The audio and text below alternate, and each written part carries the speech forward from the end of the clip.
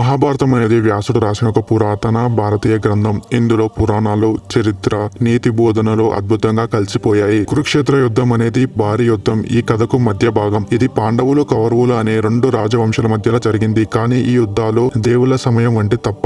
మహాభారతంలో మనల్ని ఆశ్చర్యపరిచే అధునాతన ఆయుధాల గురించి కూడా రాసి ఉంది.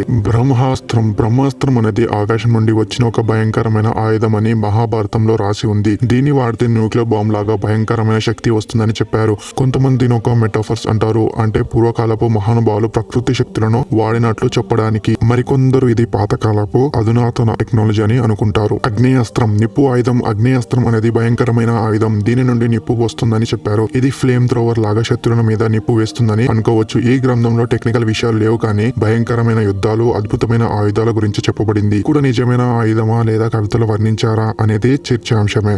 ఇంద్రుని బాణం. ఖచ్చితత్వం శక్తి. ఇంద్రుని బాణం అనేది ఒక గైడెడ్ మిసైల్ లాంటిది. చాలా ఖచ్చితంగా దాడి చేస్తుంది. ఇది నేటి స్మార్ట్ మిసైల్ లాంటిది. మహాభారతంలో దీని ఇంద్రుడు ఇచ్చిన ఆయుధమని అన్నారు. ఇది అధునాతన సైనిక టెక్నాలజీలకి సంకేతమా లేదా పూర్వకాలపు మహానుభావులు మహాశక్తులకు శాస్త్రీయ సూత్రాల కలియికతో ఒక ఆయుధాన్ని ఊహించారా? కొంతమంది స్కాలర్స్ ఇవి మెటాఫర్స్ అంటారు. బ్రహ్మాస్త్రం అంటే కాస్మిక్ ఎనర్జీ, అగ్నేయాస్త్రం అంటే డిస్ట్రక్టివ్ ఫోర్స్ ఆఫ్ ఫైర్, ఇంద్రుడి బాణం అంటే డాట్ ఎంబోర్డెడ్ ప్రిసిజన్, లేదా ఈ వేల సంవత్సరాల క్రితం పోయిన అధునాతన జ్ఞానం యొక్క శేషాలు కావచ్చు. పురావస్తు ఆధారాలు. మహానందు నాగరికతలో భాగమైన మహానందు నగరం ఇంకా ఆసక్తికరమైనది. పురావస్తు శాస్త్రవేత్తలు అక్కడ ఎక్కువ రేడియేషన్ లెవెల్స్, అకస్మాత్తుగా నాశనమైన ఆధారాలు కనుగొన్నారు. ఇది పాతకాలపు అనుబాంబు విస్ఫోటనం వలన, కానీ కొంతమంది ఇది ఉల్కులు పడడం వల్ల వచ్చిందని అంటారు. రహస్యం కొనసాగుతుంది. మహాభారతం అనేది ఒక రహస్య పురాణం, చరిత్ర, ఊహల మిశ్రయం. ఈ ఆయుధాలు నిజమో లేక సంకేతాలు అనేది మనల్ని ఆశ్చర్యపరుస్తుంది. పాతకాలపు గ్రంథాలు పురావస్తు ప్రదేశాలను అన్వేషిస్తూ ఉంటే నిజం, అబద్ధం మధ్య తేడా గుర్తించడం చాలా కష్టమే. దీనిపైన మీ ఒపీనియన్ ఏంటి?